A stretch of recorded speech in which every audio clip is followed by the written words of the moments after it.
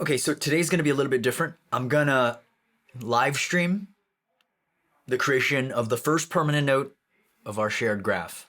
I think it's time. Let's take a look. So I'm just on a random chapter. I mean, typically we ought to start on the beginning. I'm just gonna do a little bit of reading. I want to capture a fleeting note here. So I'm gonna go ahead and open my captured page in the sidebar, and I've got this ready to go. Shift click on that, and we're good. Let's go ahead and start.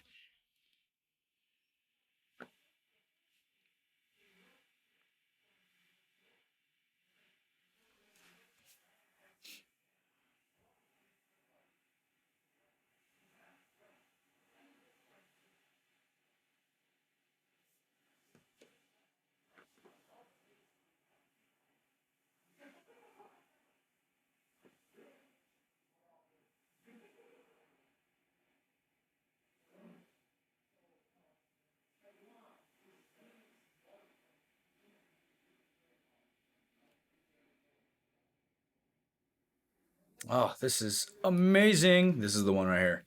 There is something about this that's just resonating with me.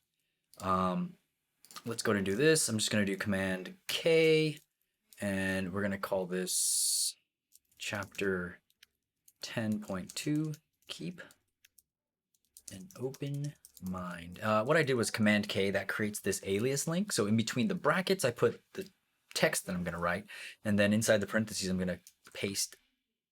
Oops. Let me do that again. Where was it? Right here. I'm going to copy this block reference and paste it in between the parentheses. Perfect.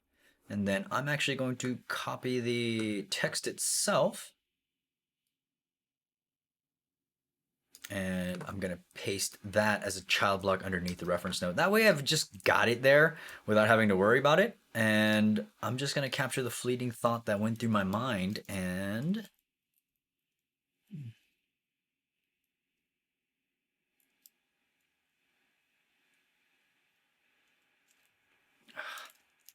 this is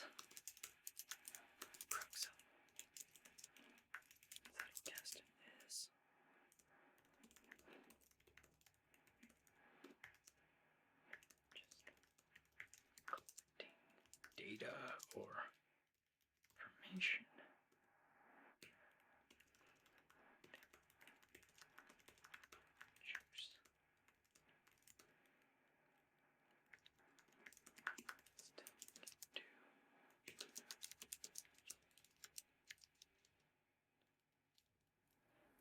It provides, which is provide a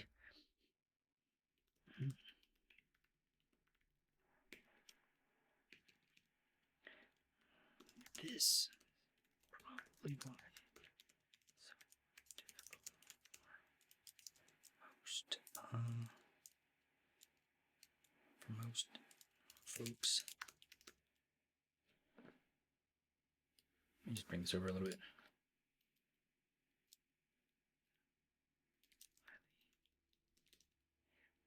In sort of documenting facts, basically.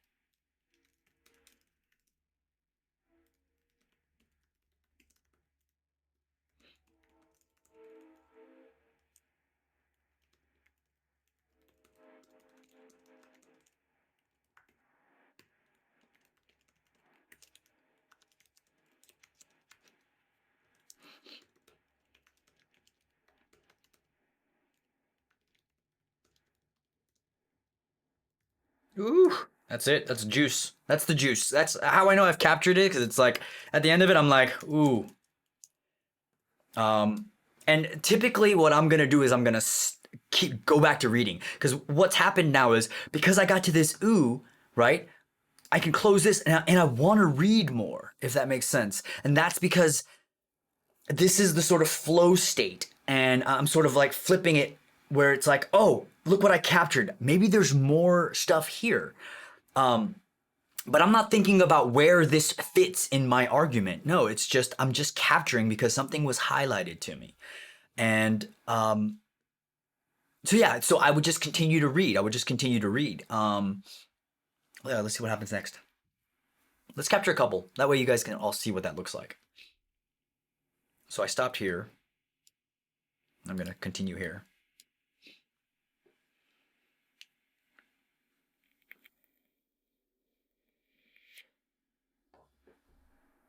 Oh shit. I mean, the next line. The next line. Literally. And this is like, it's a different thought, right? Let me go back over here. And I'm going to close that bullet point, and I'm just going to go Zettelkasten, boom. And then, again, this needs to be super frictionless, but there's a lot of friction involved. Let me go ahead and add that there. And then for now, let me go back over here and find where where is it? First by turning.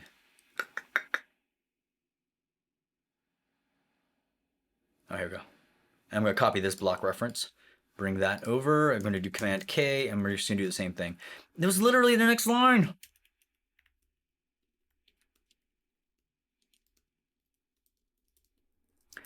And I'll tell you this right now, it's like, you definitely slow down.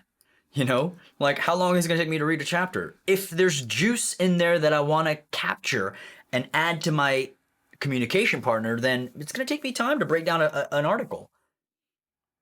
So yeah, I'm just going to capture this fleeting note real quick. This.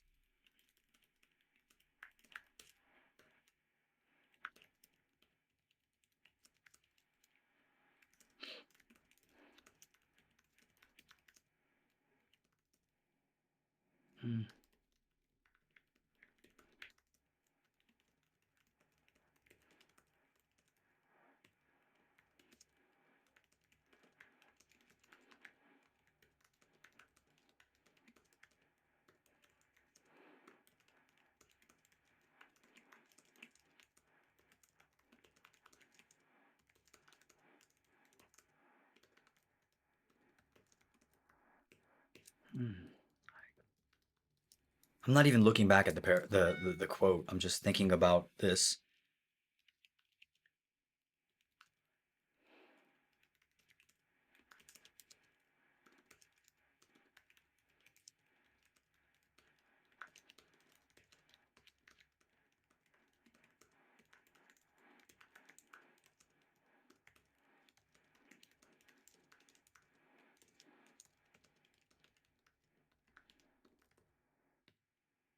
Now I'm gonna look back because it's right there.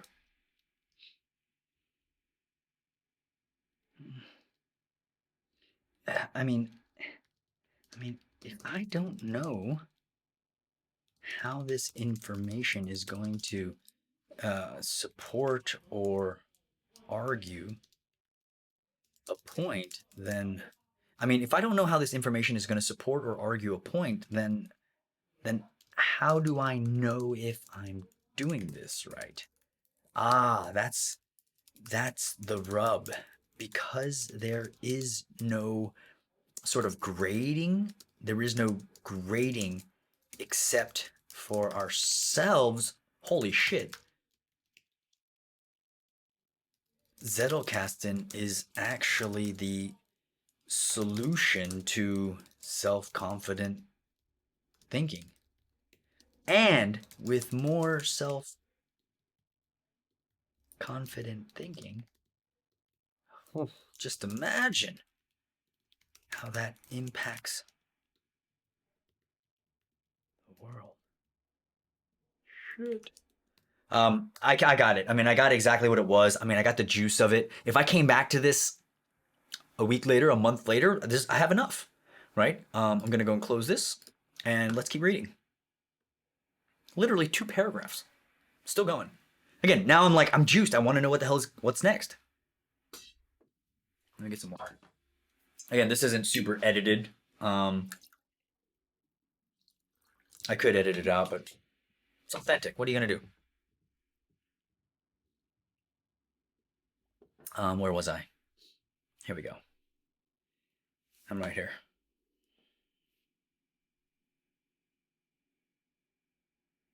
I think.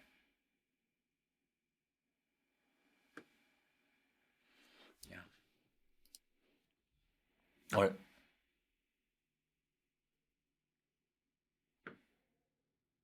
if insight becomes a threat to your academic writing, says you're doing it wrong.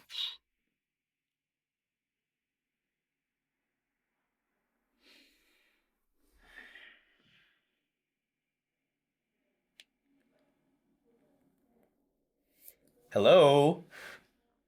Hello?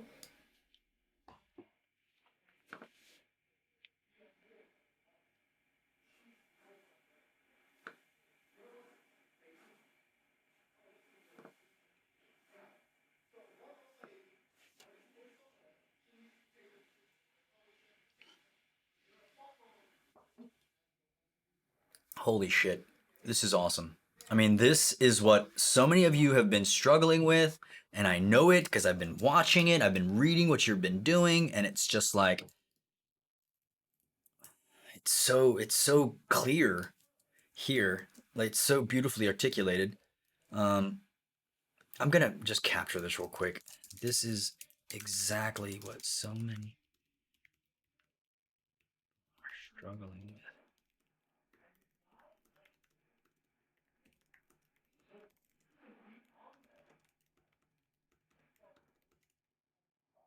Or rather,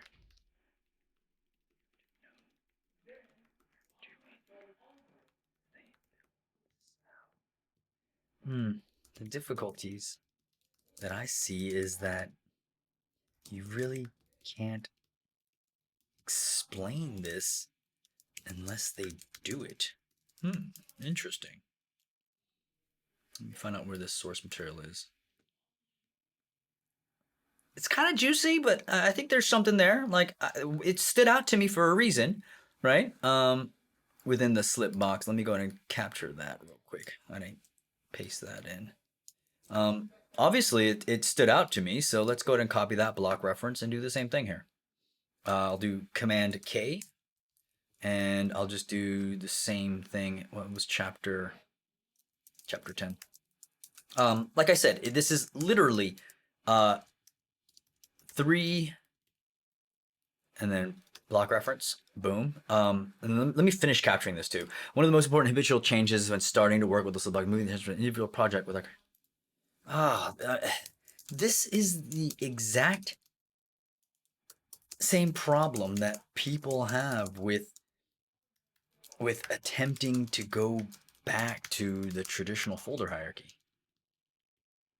Traditional folder hierarchy. Come on. Because it just doesn't work.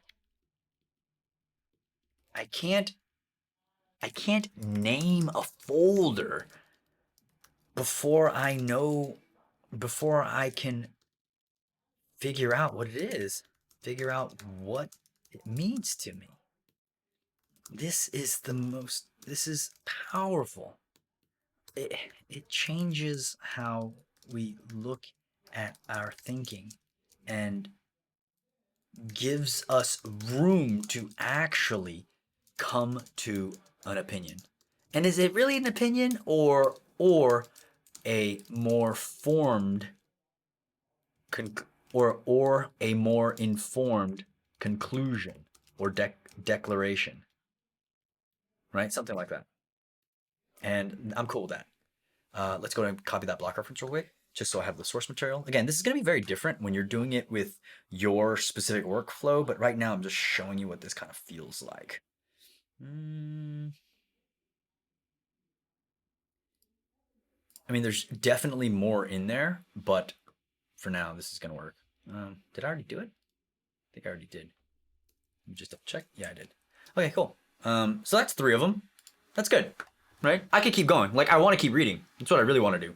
And that's how you know if you're doing this right, is because it forces us to pay attention to what we're reading, to pay attention to what we're consuming, and then from that focus, we're able to extract so much more. And listen, I went through 3 paragraphs. I got 3 captured fleeting notes.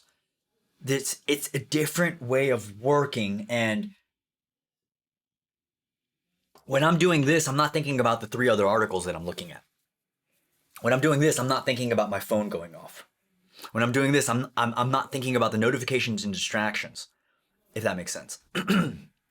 So yeah, so that's 3 fleeting notes. Typically I don't capture that many, like paragraph by paragraph, but this is just so in line with what we're talking about, so of course it's going to be more relevant. Traditionally, if I'm reading even an article on Lumen, it's like in a 5-page PDF, I'll probably get like 8 total fleeting notes. But it's all dependent on how interested you are in this topic, and obviously how to take smart notes. I'm pretty interested in it. So now, let's go to tomorrow, Wednesday, and this is what I want to do. Let's get rid of the guided writing exercise, right? And let me just do RM low. And this is what we're going to do. What I want to do is I want to create our first permanent note in the shared Zettelkasten. I'm just going to let you know now, this is different than when you're going to do it on your own, because on your own, it's written in your own words, and you know what everything means. But let's just do this. Very first thing I'm going to do is I'm going to start with the current timestamp, because that's how I start everything. And I'm just going to go ahead and bring over this first captured fleeting note. I'm going to close this, and I'm going to zoom into the block, and I'm ready to work. Let's go. Okay, let's go ahead and shift-click this into the sidebar, and I am going to shift-click this into the sidebar as well, the source material, just so I have all that information there. Perfect. And now I'm just going to go through and I'm going to bring everything back just because this is how I like to work. And now I've got what, 1, 2, 3, 4, 5 like top level parent blocks that I can abstract on figuring out why this resonated with me. And you know how this goes. Let's just do it. Jeez, I'm sweating. Okay, this is the crux of what a Zettelkasten is, because everyone thinks it is just about collecting data and information. I'm just going to zoom into the block again. Control O is going to zoom you into the block, and now I'm just going to sort of abstract out what this means to me. Let me think about it. Let me read the information over here.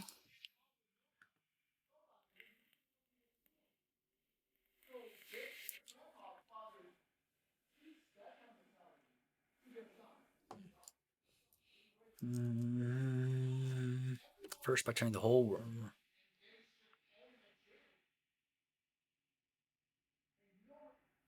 I'm just reading through the source.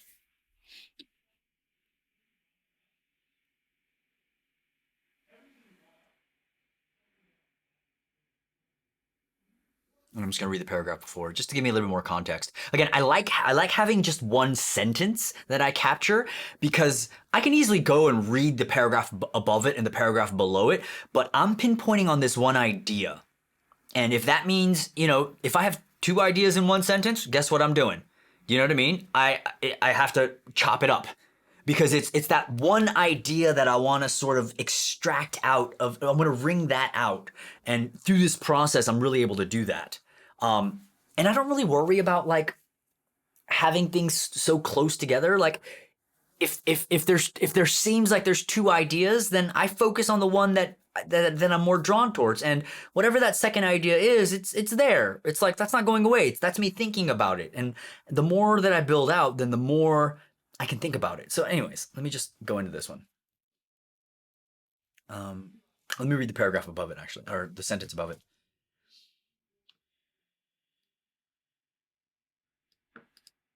Confirmation bias.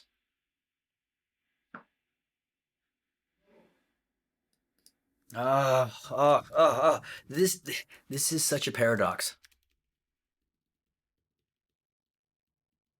because everyone thinks that you have to form clear linear arguments when coming to a crystallized thought, but then they miss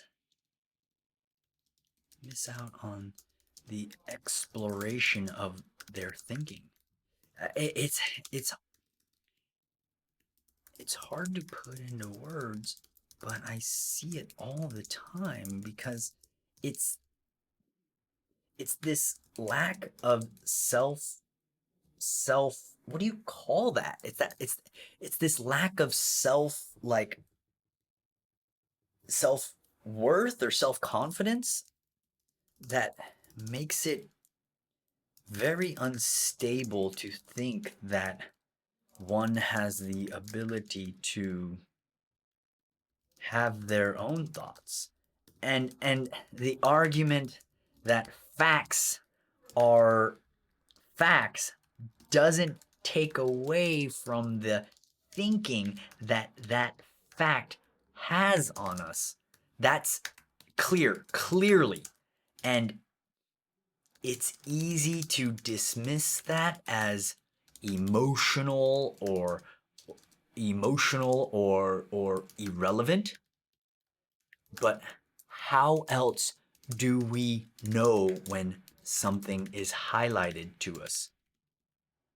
How do we know when we are interested in something compared to when we don't have that pool to capture? See, that's the thing. It's the thing. And then let's go and change this in what the hell this is. Interesting. There we go. This is it. This is the rub. I'm gonna zoom out, Command Shift comma. I'm just using shortcuts, right? I'm just gonna zoom into the next block, and we're just gonna keep abstracting. This is the juice, because then the arguments are so much stronger, because it's not an individual, say the author or the facts from an experiment or study, but it's me involved in the cultivation of this clearer permanent. Declarative means declarative is clarer, which is clarity, clear. It's in the cultivation of this clearer thought on what something means. So in essence, it's actually a team effort. That's what blows my mind. Me and the author, and me, the author, and the communication partner. Fuck. Right? I mean, I get it. I know exactly what that means to me. Command Shift comma, just to zoom back out of the block. Let's go and zoom into this one. I have enough juice here, but let's dig a little bit more. Why not? Which is provide a way to catalog our thinking. Let me just read the paragraph again.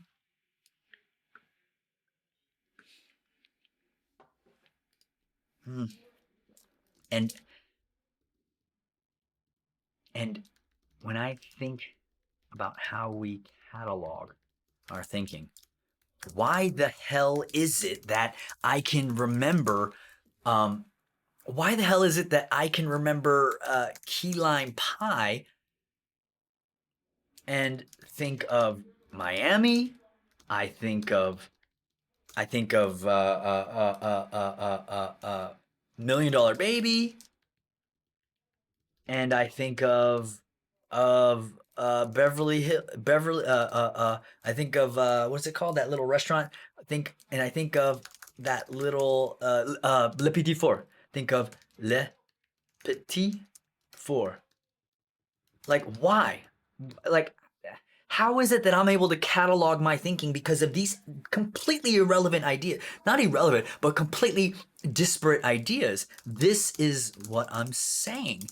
It's the cataloging like we do in real life. We connect it to the experiences that we have. And what the fuck is creating a fleeting note or creating a permanent note? It's an experience. And I don't care. And I don't. And even if it is dry as a bone data, it still makes us think.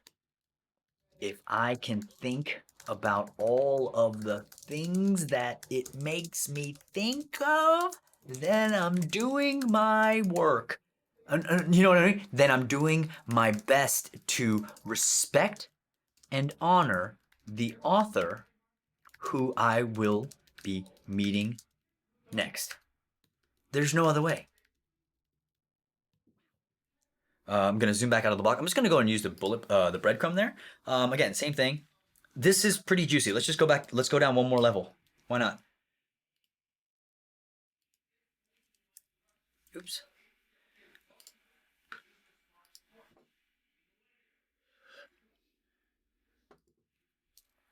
This is important. Fear is crippling, and I think about the lies that we tell ourselves, and how it doesn't matter what anyone fucking says. We lie to ourselves all the time. And if there was an antidote to that, it would be proof that is found in our thinking slash writing. But if I hide behind the text and do not explore what and why something resonates with me, then of course I can clearly dodge that most frightening thing, the mirror to myself. And what the hell is a communication partner? An honest look at me. This is why it is difficult. This is why there is pushback. Oh, my heart goes out to Sonke. I'm ready to summarize. I'm just gonna go read through the text real quick. I mean, I know what this is. I know what I'm talking about. I've been thinking about it, been writing about it. Um, the fear that comes up when we no longer hide behind the evidence. The fear that comes up when we no longer hide behind the author and evidence is crippling.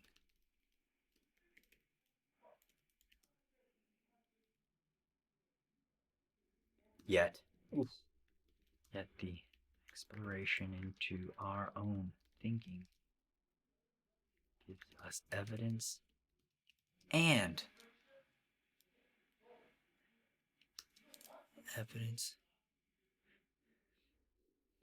Yet the exploration into our own thinking gives us evidence of our strengths and our weaknesses. The fear that comes up from when we no longer hide behind the author and evidence is crippling, yet the exploration into our own thinking gives us evidence of our strengths and our weaknesses. Let's go to the literature notes. Literature notes, same thing here. I'm just gonna look through here. I've got, see, the purpose of the fleeting note is to give us this information, so when we do come and meet the author and go, what the hell is the author saying? I'm not coming to the author with an empty plate. I'm coming in with like, hey, this is a potluck. This is what I'm bringing. What I'm bringing is this. That the fear that comes up when we no longer hide behind the author and evidence is crippling, yet the exploration in our own thinking gives us evidence of our strengths and weaknesses. That's what I think. What do you think?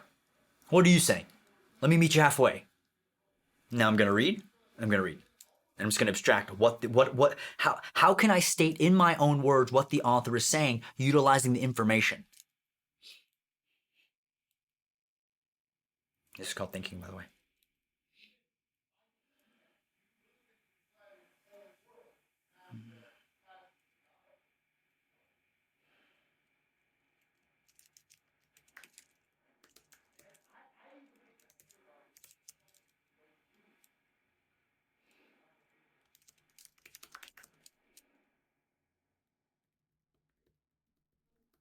The process of thinking and writing is that is not hinged on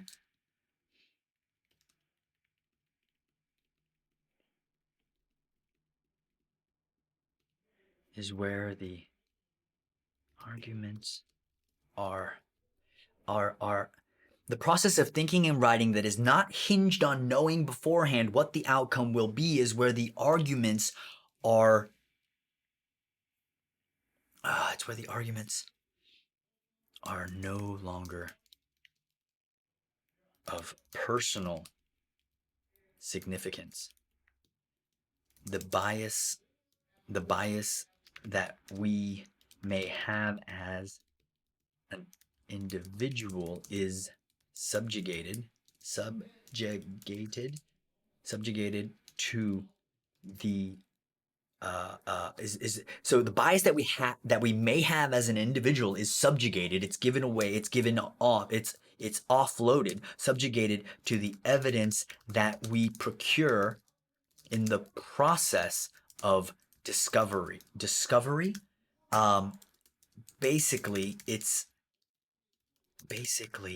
the act of not the act of not having the defined sort of not so basically the act of not having the defined sort of not having a defined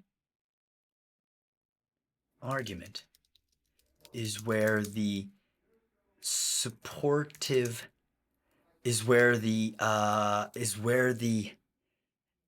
collection of seemingly random ideas that form together bears greater significance. I mean, I'm saying what the author's saying, but I'm saying it in my words. Basically, our act of not having a defined argument is where the collection of seemingly random ideas that form together bears greater significance. Basically, what the author is saying is that when the defined ideas are no longer, when the predefined ideas of how an argument will be supported is when the predefined ideas of how an argument will be supported is given way to seemingly random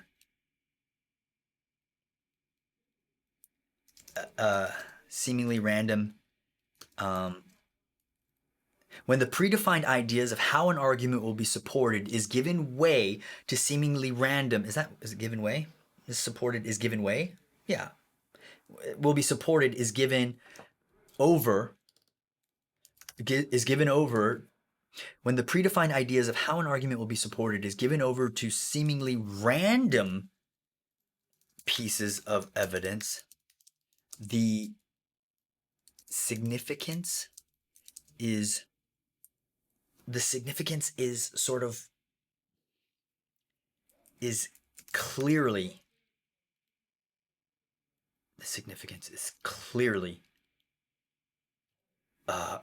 comprehensible, is clearly understandable, comprehended. Wow. Like, I don't know. I'm not this smart. You know what I mean? I don't know. When the predefined ideas of how an argument will be supported is given over to seemingly random pieces of evidence, the significance is clearly comprehended.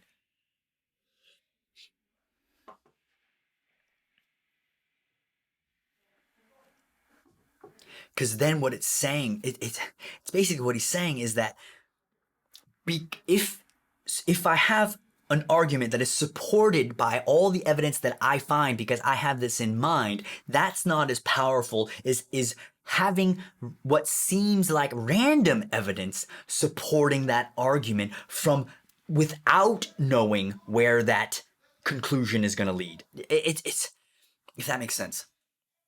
This is so good. Okay, so now I am sweating, by the way. Okay, so now, okay, where am I? I'm on the daily notes page, right? Let's do this. I want to change this. Fight or flight. That's today, 32, day 32. I'm on the daily notes page, obviously, all hidden behind current timestamp. If I open it up, guess what I've got? I've got everything I need, right? How did I get here? I was on my captured page in the sidebar, and I just dragged my captured fleeting note underneath here. And that's how I ended up here. So now, let me go back. So now, I'm going to hold shift and open permanent notes in the sidebar. Now I'm ready to crystallize this idea. I cannot do this until I open up the permanent notes in the sidebar. My permanent notes page is my Zettelkasten. Okay? So now, I've got all this information, right? Multiple abstractions, all the different, I've wrung out everything that I could, right? I'm happy with where I am. I've got 2 different summaries. The reason you have these summaries here, by the way, is because when you're traversing your Zettelkasten, do you want to really have to open all of this and read everything to understand what's inside? You can if you want. That's more friction for you. But guess what? This is a Zettelkasten and you're going to do whatever the hell you want. So do what you want. But in my opinion, having all the information right there on the top level parent block for fleeting notes tells me what's inside if I need to go inside. If not, this thumbnail is sufficient. And so now I open up the permanent notes page and now I'm ready to add my first permanent note. Seeing all this, looking at the source material, let's start with the index. This is going to be the keyword.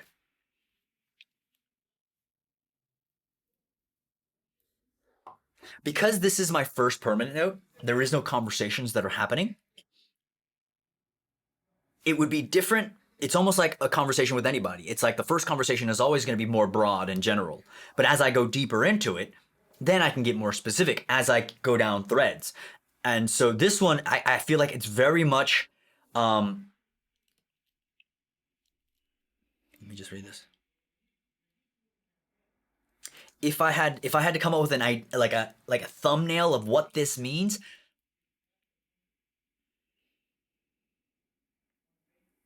let me just read through what I wrote.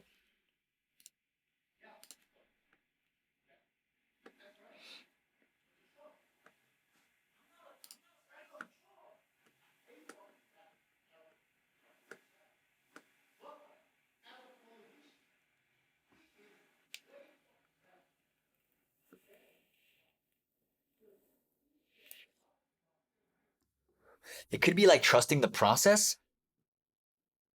I think it could be something. Hold on, let me just think. There is no right or wrong, by the way.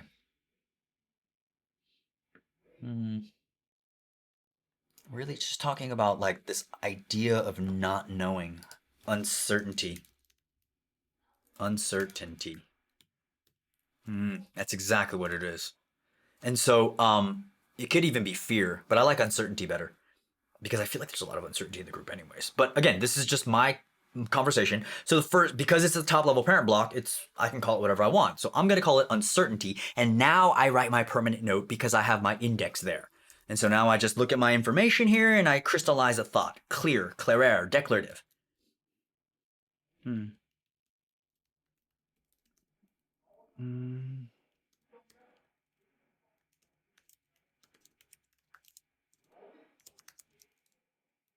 Fear of uncertainty is often hidden by evidence.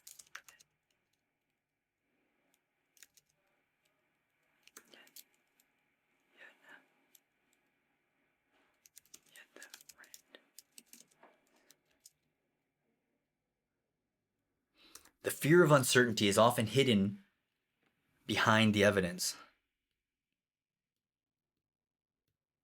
Is often hidden. The fear of uncertainty is often obscured. The fear of uncertainty often creates a hide behind the evidence, even if the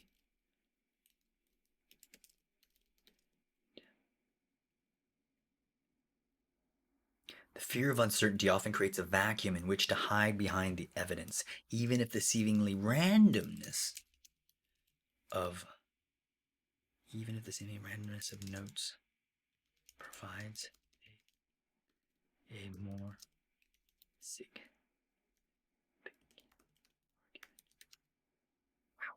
The fear of uncertainty often creates a vacuum in which to hide behind the evidence, even if the seemingly randomness of notes provides a more significant argument. Holy shit. I love that. I'm happy with that. Okay. This is just the first permanent note. What are you going to do? I'm going to highlight the text, double open bracket, hit enter, right? And so now I've got the first permanent note, top level parent block in my permanent notes page. I'm going to go back over here. I'm going to link the permanent notes page or the Zettelkasten with the daily notes page. So I'm just going to go double open bracket, the fear of uncertain. Make sure you spell this correctly. Just make sure that it's spelled right, no periods or whatever that looks like, and then hit enter. And now these two things are linked, right? If I go to this page, boom, it's linked. You can tell, right? If I go back, and then what I'm going to do is I'm going to connect the index to here as well. So I have this on the relevant notes top level parent block here, but instead of using a hashtag uncertainty, I'm just going to do double open bracket uncertainty. And make sure you do spelling check. Make sure they're connected, right? And I like to check, just make sure they're connected. Yes, the daily notes page and the position in the Zettelkasten. So now I go back, and because I don't have any relevant notes, I don't drag anything in. But what time did I start? Let's just do current time. Look at that. How long did that take me? Jeez. For one permanent note. For one permanent note. Yeah. So that's that. You know what I think I should do? I should do another permanent note. I don't want to keep this here because I feel like you guys are all going to do that, but it takes away from the current timestamp because it doesn't matter how long you take. I'm going to get rid of it just so you know how long it took. Okay, so now I'm going to close this. I'm going to go and open my captured page again. Let's go type in my first name. Let's go and shift click on that into the sidebar. And so now what I'm going to do is this. Underneath this one, I'm going to do another current timestamp. Guess what I'm going to do? I'm going to drag this guy over here. Boom. Ready to work. Ready to work.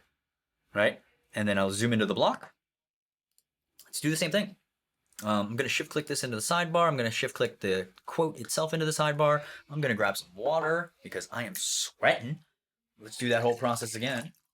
And I think this is good. I think it's good for you to see this whole process and to see that you probably would have wrote it differently. If I gave you this exact same source, you would write it completely differently, and you would have a completely different permanent note. You would have a completely different index. Here's the crazy part.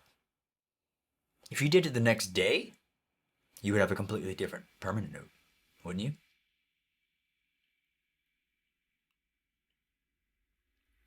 This is why the current timestamp is so important, because it's you literally capturing your thinking at a specific moment in time in life.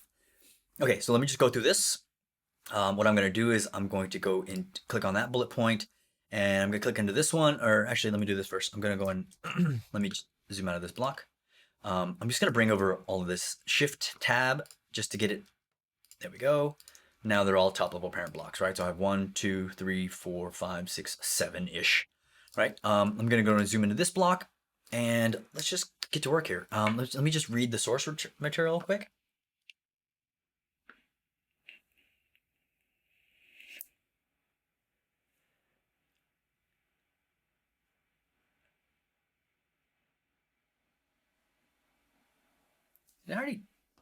Did I do this one? What the hell?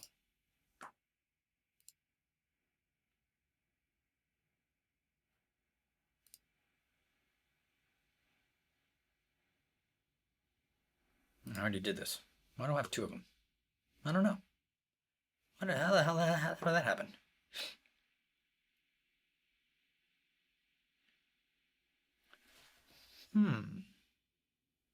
Let's see what happens. I didn't mean to do that. It's literally the same quote, isn't it? Yeah, it is. I must have did something wrong.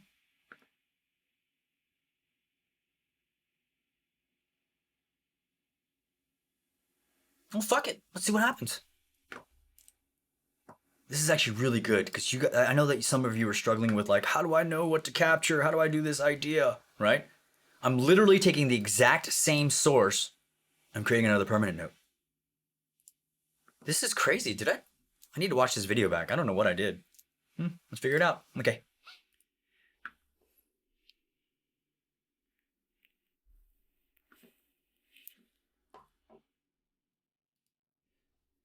Uncertainty. I'm not even, I mean, I already know the source material here, right?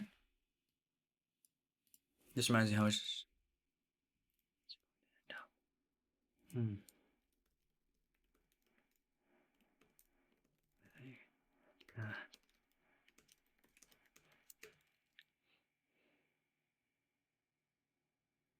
This reminds me of the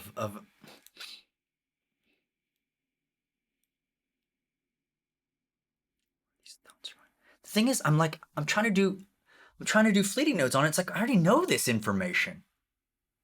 Do you see what I'm saying? Like I literally know this information already. Like this is a great example. I don't know. I kind of accidentally did this, but this is even better. Basically, I can't process this again because I already know the information. I've already captured it. I had an experience of capturing that information. And this is what I feel when I'm capturing my own permanent notes or my fleeting notes. And then processing is because once I learn something, then it's like, I don't need to know all this again. I already have the information there. This is very interesting. I didn't know how this happened, but it's phenomenal. So now, basically, I'm just going to go back here and I'll just delete this guy. Why? Because I already know it. Once you already know it and it's in your Zettelkasten, guess what? You don't got to do it again. Okay, boom. I mean, it'd be different if it was like a clearly defined, like, oh, it's a different idea, but it supports that. That's different. No, this is literally the same idea. The fear of uncertainty often creates a vacuum in which to hide behind the evidence, even if the seemingly randomness of notes provides a more significant argument. It's literally all right there, and I know exactly how I got to my thought. So when I attempted to abstract again, I was looking at it and I was like, I already know this. And that discernment is so powerful. So basically what I'm going to do is this. Okay. I'm going to do new current timestamp. And I'm just going to drag this last one that I have. Can't believe I captured the same fleeting note. It's interesting. Okay, so let me go and shift click this into the sidebar. This is a different one, right? Yeah, this is different. Okay, cool. So I'm going to go into this fleeting notes. Let me bring everything back. That's interesting. 1, 2, 3, 4, 5, 6-ish, 7-ish. Now I'm just going to zoom into this block and let's get to work. Got my source material here on the sidebar. And yeah, perfect. Let me just read through this real quick. This is exactly where some people are struggling with because they think they have to have an idea or rather they have to know what they are doing as they build this out. But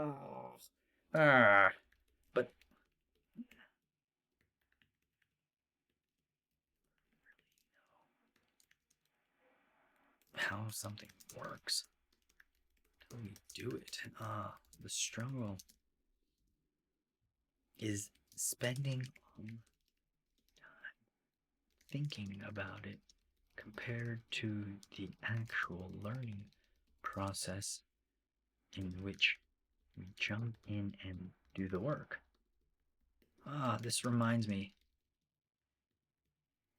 so much of people that seek out that pleasurable feeling of just thinking about doing things, never really doing it. I mean, I'm guilty of this too. I think of New York. I think of how I really intended to make music and put myself out there. But what was missing? But what was missing? It was actually the action of doing. But that's a fine line because I was doing, but not doing it well, maybe, or thoroughly. That's good. Wow. Okay. Wow. I'm gonna zoom out of this block. Okay, so I got that. Let's go to the next one. Mm, mm. If you can't explain this unless they do it. Ah, but then there's also this FOMO, which makes people want to cut corners. I mean, I see it every damn day because no one wants to feel like they are missing out.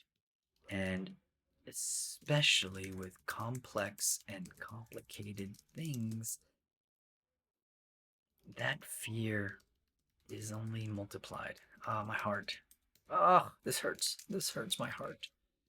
This hurts my heart. Yeah, and the the pain of feeling like they are missing out is so easily glossed over by just hypothetically saying grand things about something that they haven't really learned.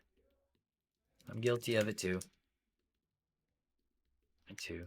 I look back at my old tweets. I mean, no one wants to feel left out. But sometimes we have to go through it. Oh, but having a community to walk through it together, ugh, something I wish I had. Wished I had. Oh, jeez. That's it. So true. I mean, I wish I had this community, you know? Um, I haven't even looked at the source material. Like, I'm just looking at what I captured. To go back to the traditional foil, like, because it just doesn't work. This is a reversion to comfort. And this is expected. If anything, I'm surprised that anyone walks through this arduous process of learning something new. It's so friggin' difficult. I'm gonna look at the source. Let me just see what I'm talking about here.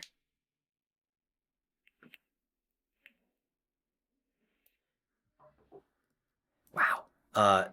This reminds me of why Rome is so special. Because it talks about open connections. And when I think of a relational, relational, come on, relational database, and I compare to that to the graph database, instantly I can see the difference. The openness, the connections, all of it. And because it's so new, we're on the forefront. Yes. So, I mean, I got that. I mean, I've got a basic gist of what this is. Oh, this is good. This is incredible. Uh, the way that this mirrors exactly why this works, because every every everything else has to be named before we can just write. I mean, you open anything and start writing, guess what it's called? Untitled. Untitled 1. uh, but with Rome, it doesn't matter. It doesn't matter. I can just write. And then Each of these blocks gives me a UID that is infinitely expandable. And I think, how does this relate to a slip box? It's the technology that was missing to make it a reality in the digital realm. I mean, wow. We're so lucky. We're so lucky to be alive and during this time. That's really what it is. It's incredible. This is powerful. Let me just. I kind of want to jump into this a little bit. I'm in the I'm in the groove here, right? Like, why is this powerful? Why is this powerful? Because everything before the graph database with bidirectional linking was a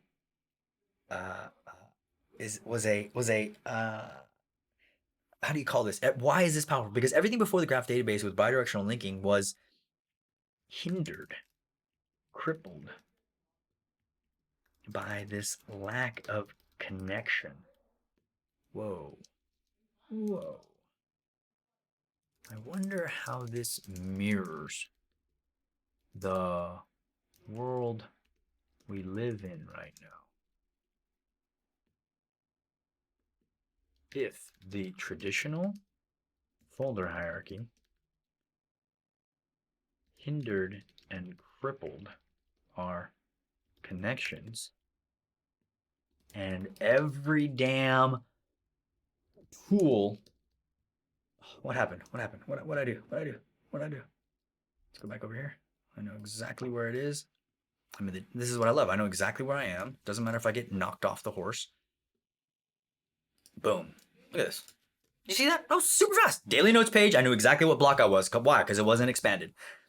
If the traditional folder hierarchy hindered and crippled our connections, and every damn application is built upon that infrastructure,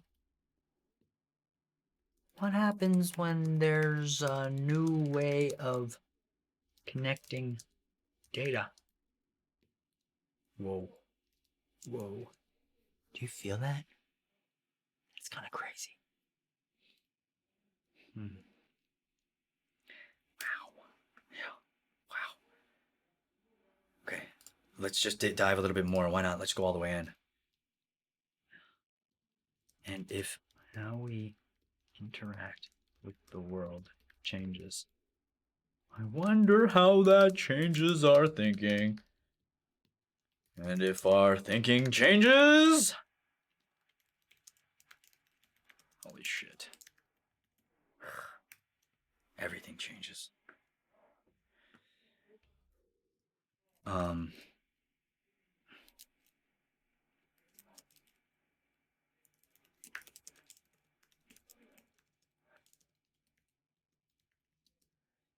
The connections that technology can provide mirrors the advent of Rome's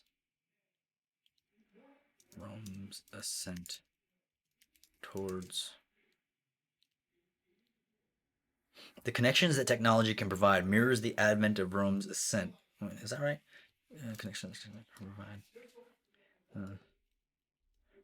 Connections that a graph database like Rome offers. The connections that a graph database that like Rome provides connects to the idea of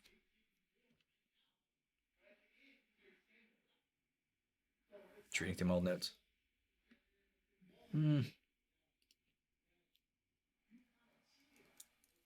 Connects to the idea of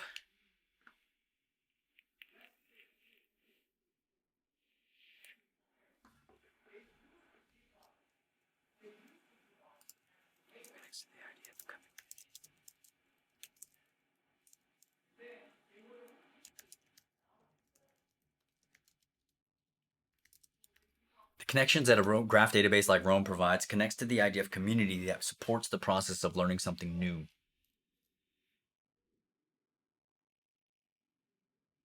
This is just information. Does it have anything to do with the actual literature note? No, not really. We're going to go into the literature note. I'm just going to type this now.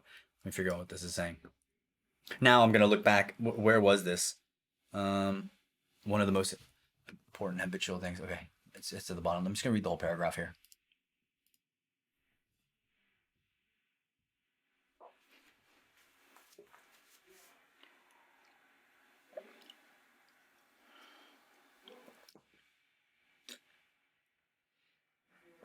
Ah, jeez.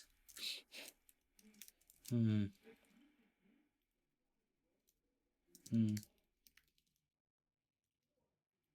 connections that, what is the author saying in my own words? Utilizing the information, right? Really, it's just like,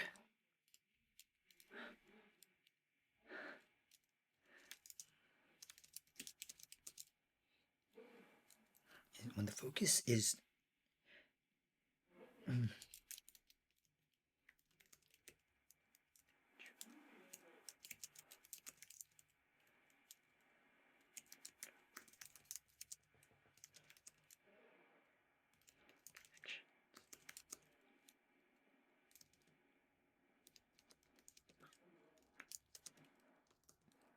when the focus is changed from the individual that is cloistered to the connections of how networks behave,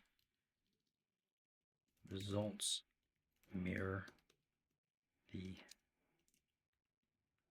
Zettelkasten.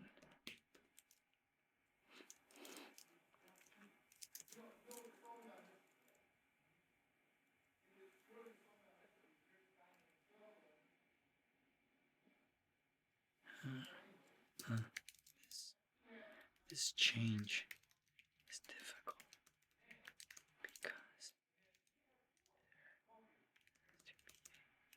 trust in the system will not happen until shifted from self to together.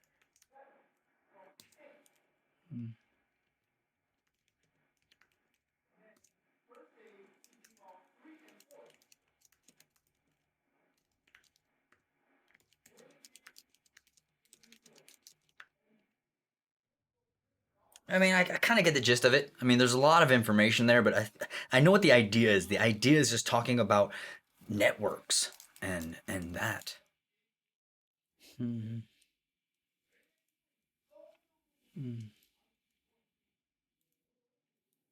It's really like when the focus is changed.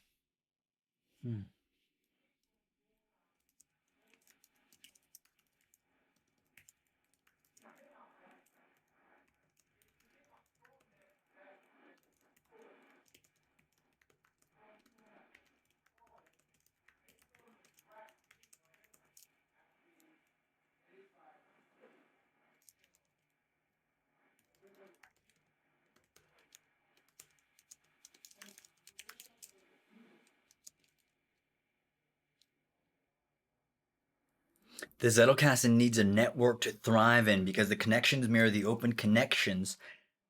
Because the connections mirror the open connections? No, hold on. The Zettelkasten needs a network to thrive in because the connections mirror the openness. Because the connections mirror the. The Zettelkasten thrives. Let me say this. The Zettelkasten comes online because the connections mirror the network.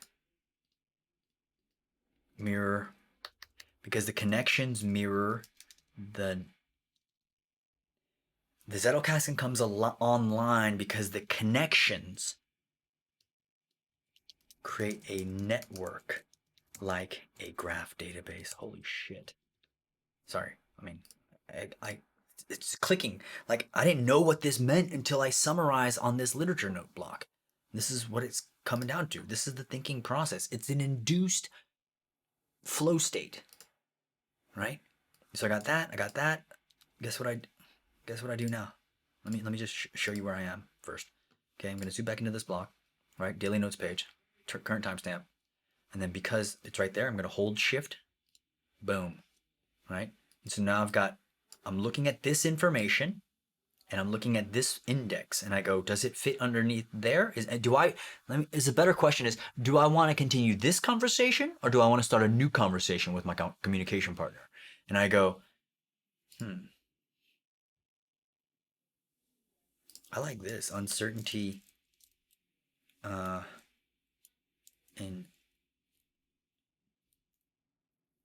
uncertainty in a network. It kind of makes sense, but uncertainty in, and there's a lot of different ways I can approach this, but uncertainty blank. Uncertainty.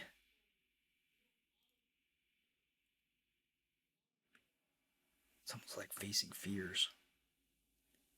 Uncertainty and facing fear.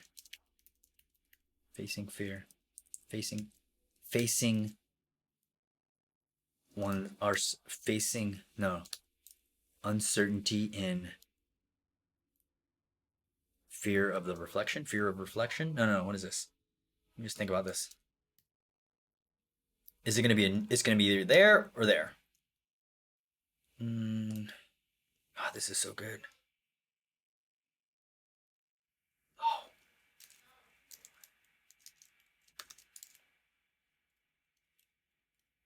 Trust. That's what it is. It's uncertainty in the trust.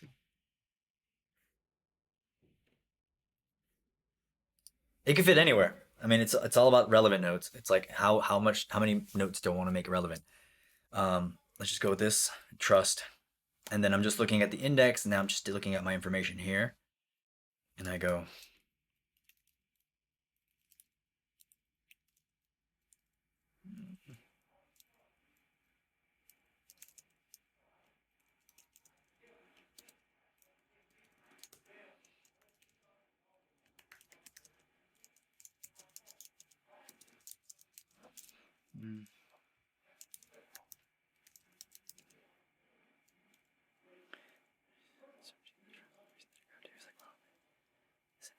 Unspoken sort of revelation is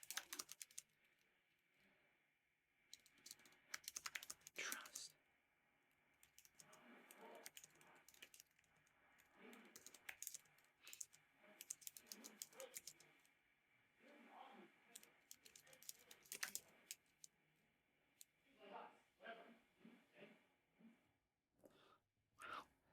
I mean, it makes sense. This is like literally at the edge of my thinking here. The reason that a graph database like Rome is an unspoken revelation is because of the trust that is created when in a network of connections.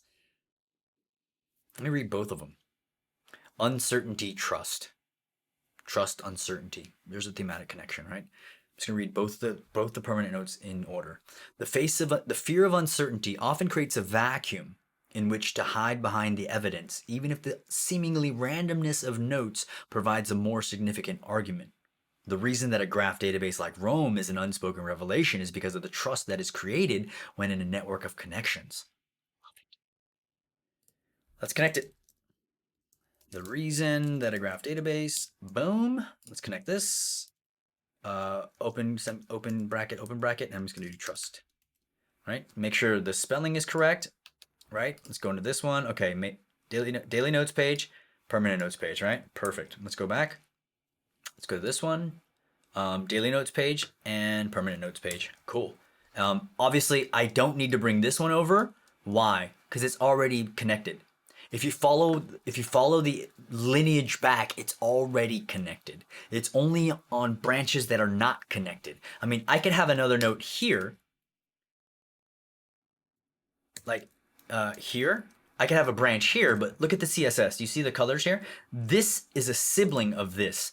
They're not directly connected, right? You can't follow the lineage all the way up. They're siblings, they're cousins, right? And so because they're not directly connected, if I had a note here, I could bring this over as a relevant note. Why? Because I want to stumble upon this, or what if I have something down here, more here, right? And what it is this is completely separated from this branch. because I could easily have another thread here. You see how this branch is disconnected from this branch? Yet if I can connect them, it's amazing. I hope that makes sense. And guess what? The best way to do this is by doing it. And so I'm just going to leave you with that. There's 2 permanent nodes in the shared graph. You have this video to help you along. You have your community, your connections that are here struggling through it with you. And let's just take a look at the current time real quick. Look. 23 minutes for 1 permanent node. An investment of time where the compound interest that you see only happens once you hit a critical mass. Go. Fight or flight. Bye.